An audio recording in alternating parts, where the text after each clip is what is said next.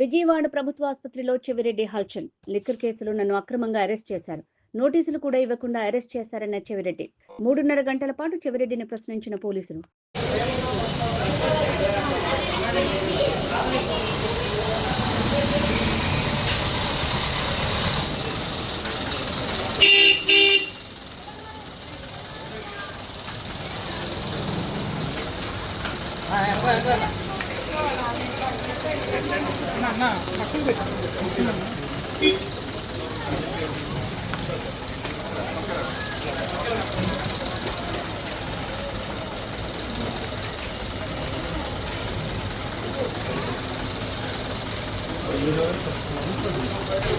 Clear చేయండి కొద్దిగా.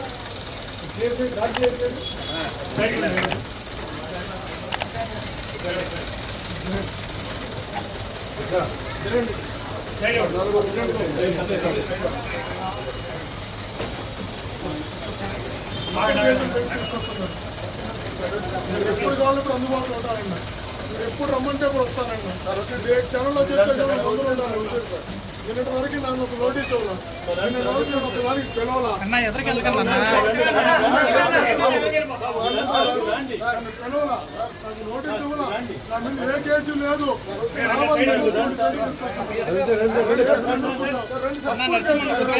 అన్యాయమైన అక్రమమైన అధర్మమైన కేసులు లేవు.